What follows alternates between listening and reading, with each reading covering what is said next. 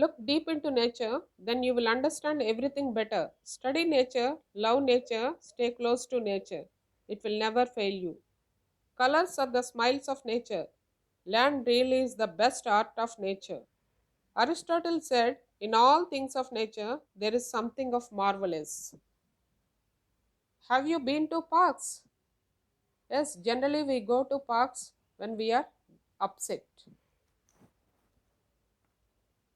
Do you like to see lakes and waterfalls? Yes, they are very beautiful.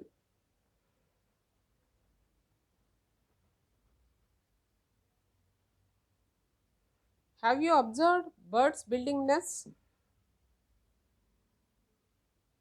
Yes, it is very interesting to see them, isn't it?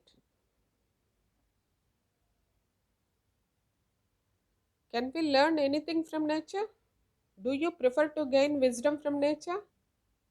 Then let us read the poem. The title of the poem, The Tables Turn. I repeat, the title is The Tables Turn. This poem is written by William Wordsworth.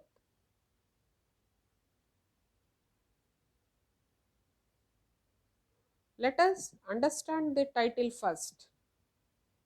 Turn the tables. What does the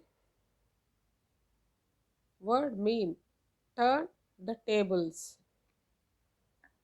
What is meant by tables turn? Turn the tables is an idiomatic expression which means reverse one's position, especially by turning a position of disadvantage into one of advantage, or to change the situation completely.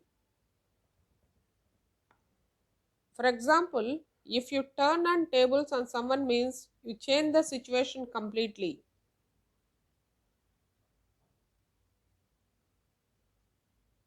Now, let us know about the poet William Wordsworth.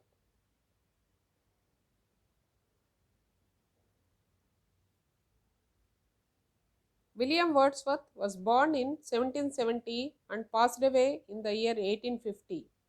He was a major English romantic poet. In the Romantic age or Romantic era, the importance of self expression and individual feelings are given importance. Romantic era was an artistic, literary, musical, and intellectual movement that originated in Europe towards the end of the 18th century. He started Romantic movement with St. Coleridge in English literature.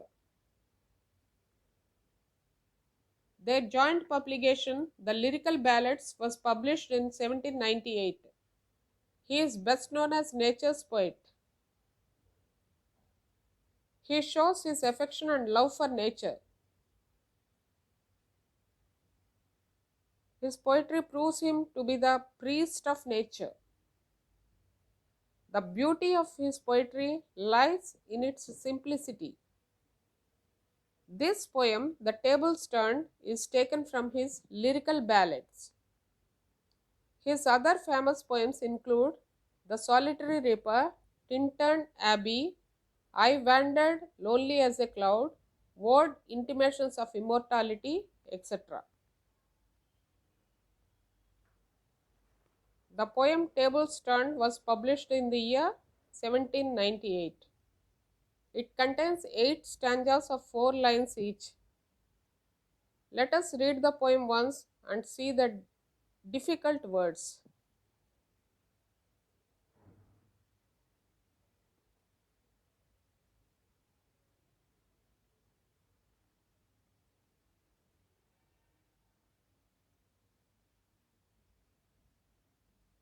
Up, my friend, and quit your books, or surely you will grow double. Up, my friend, and clear your looks. Why all this toil and trouble? The sun above the mountain's head, a freshening lustre mellow, through all the long green fields has spread, his first sweet evening yellow. Third stanza. Books, it is a dull and endless strife. Come hear the woodland linnet, how sweet his music on my life, there is more of wisdom in it. Fourth stanza. And hark, how blithe the throstle sings. He too is no mean preacher. Come forth into the light of things, let nature be your. See the fifth stanza. She has a world of ready wealth, our minds and hearts to bless, spontaneous wisdom breathed by health, truth breathed by cheerfulness. Sixth stanza. One impulse from a vernal wood may teach you more of man, of moral evil and of good, than all the sages can. Seventh stanza. Sweet is the lore which nature brings, our meddling intellect misshapes the beauteous forms of things we murder to dissect. Eighth stanza. Enough of science and of art, close up those barren leaves, come forth and bring with you a heart that watches and receives.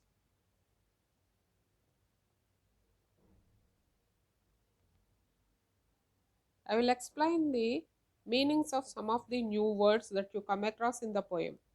Toil, it's a verb, it means to work very hard for a long time. Usage, hundreds of men toiled for years to build the pyramid. Luster, luster is a noun, it means the shining quality of a surface. Usage, her hair lost its luster as she grew old. Mellow, mellow is an adjective, it means soft, rich, and pleasant. Usage, the leaves looked golden in the mellow afternoon light. Strife, strife is a noun, it means angry or violent disagreement between two people or groups of people. Usage, the country was torn apart by strife. Linnet, linnet is a noun, it means a small brown and grey bird of the finch family. Next, blithe. Blithe is an adjective. It means showing you do not care or not anxious about what you are doing. Example, he drove with blithe disregard for the rules of the road and hence met with an accident. Next, throstle. Throstle is a noun. It means a small, medium-sized singing bird found in UK. Next, preacher. Preacher is a noun. It means a person, often a member of a clergy, who gives religious talks and often performs religious ceremonies. Preacher is a person who gives religious talks and often performs religious ceremonies. Usage. In church, a preacher is famous for his inspiring sermons.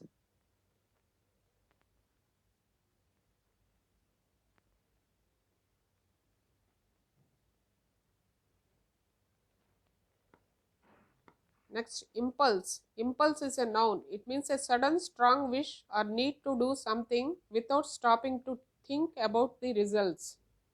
Usage. He had a sudden impulse to stand up and sing. Vernal. Vernal means it is an adjective. It means connected with the season of spring. For example, swans were racing along the vernal currents. Sage. Sage is a noun. It means a wise, very wise person, especially as a result of great experience. Usage. Valmiki was a famous sage. Lore. Lore means traditional knowledge and stories about a subject. Usage. According to a local lore, water has healing properties. Next, meddling. Meddling is a noun. It means involvement in something that does not concern you. Usage. The government is completely opposed to outside forces meddling in domestic affairs. Next, barren. Barren means waste or not fertile. Plants do not grow in a barren desert. Hope you have understood the difficult words. Let us read the first stanza again. Up, up, my friend, and quit your books, or surely you will grow double. Up, my friend, and clear your looks. Why all this toil and trouble? So, here in the first stanza, in this poem, the poet speaks to his dear friend and asks him to leave all the books on the side and come out with him to observe and enjoy nature. He says that the books will make him double. That means it makes him to lose his reality. He tells his friend to clear his looks, that is his attitude towards observing things. He asks his friend why he is facing all the struggle when he has an easy way of achieving knowledge from nature.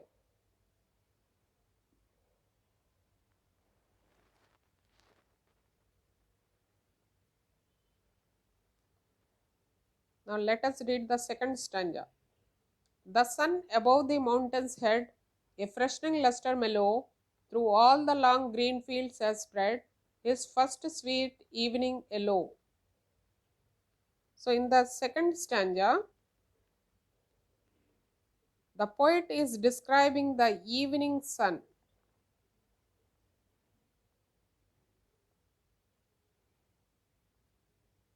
The scene is refreshing. The sun is above the mountains.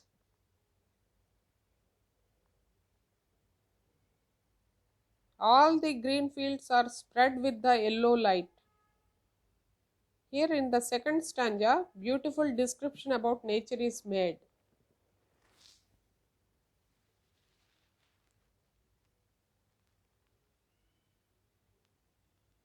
Now the third stanza. Books, it is a dull and endless strife.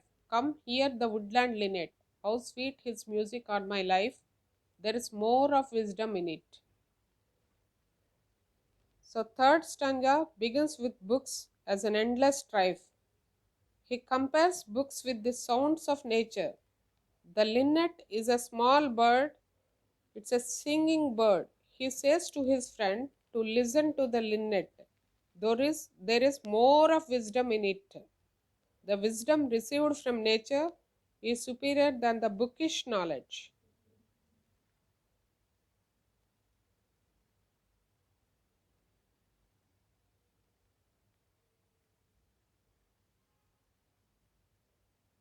Now let us go to the fourth stanza. And hark, how blithe the throstle sings. He too is no mean preacher. Come forth into the light of things. Let nature be your teacher. So, hark and hark means listen carefully. It is used to draw attention.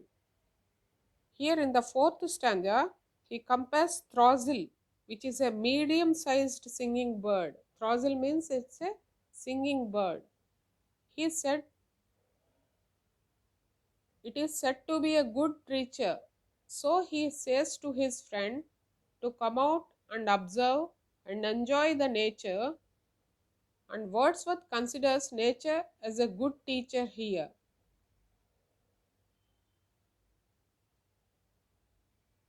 Fifth stanza. She has a world of ready wealth, our minds and hearts to bless, spontaneous wisdom breathed by health, truth breathed by cheerfulness. In the first line, she refers to Mother Nature. She has a world of ready wealth. What does she have with her? A world of ready wealth. Why is she having the world of ready wealth? To bless our minds and hearts. How she is going to bless our minds and hearts? With spontaneous wisdom breathed by health, and with truth breathed by cheerfulness. The poet feels that nowadays man is very busy with his books and he forgets to go outside and spend some time in nature. The peace and tranquility that nature provides could not be found inside the book. Books may provide you with knowledge, but this knowledge is of little or no use. Nature is filled with knowledge, and it will give you wisdom which is superior to knowledge. The wisdom that you get from nature will always keep you fit and healthy.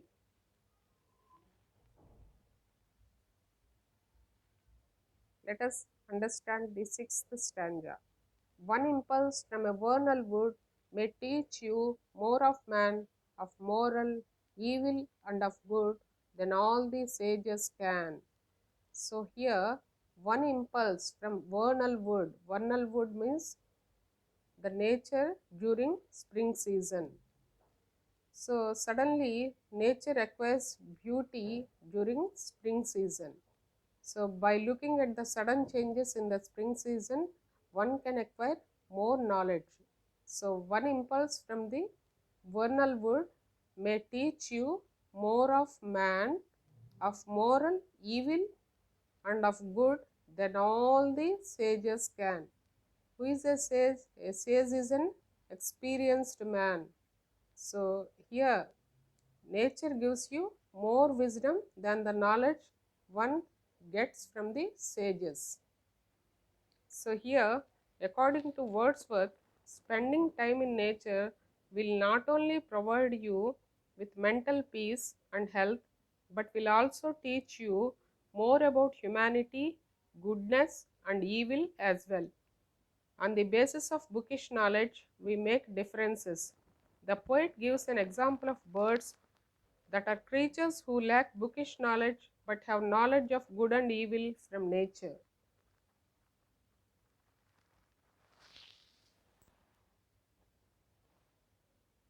Seventh stanza. Sweet is the lore which nature brings, our meddling intellect misshapes the beauteous forms of things we murder to dissect. So, with our artificial intelligence, artificial intellect, we are dissecting the things. We are not unifying the things. We are not having synthetic approach, but we are analyzing with our artificial intellect, and thus we are spoiling, we are killing the nature. So here nature brings us beautiful lore, we kill it with our artificial intellect. So the poet feels that with our artificial intellect we are dissecting and misshaping the beauteous forms of things of nature. We murder to dissect. We are murdering the nature. We are killing the nature with our analysis.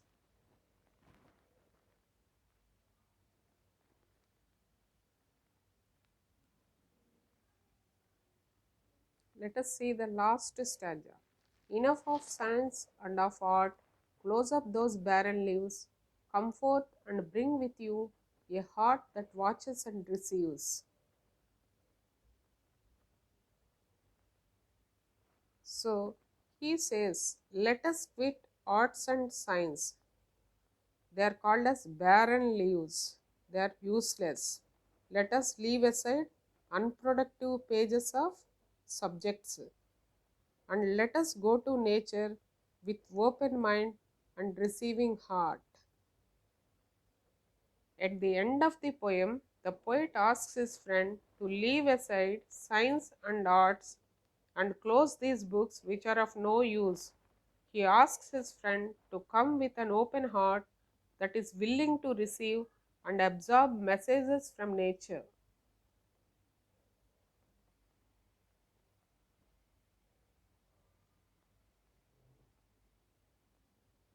Let us attempt a summary of the poem. The poet explains his strong faith in nature and is confident that nature is the best teacher rather than books. He believes that man can only attain wisdom from nature. He has turned the tables of his friend and asked his friend to leave his dull books and to observe nature. He says books make him lose his reality. He says that there is an easy way of getting knowledge from nature. The peace and tranquility that nature provides couldn't be found inside the book. We get wisdom from nature which is superior to knowledge It keeps us fit and healthy. It teaches more about humanity, goodness, and evil. The poet gives example of birds which have knowledge from nature. At the end of the poem, the poet asks his friend to leave aside science and arts and close these books and come with an open heart and receive and absorb messages from nature.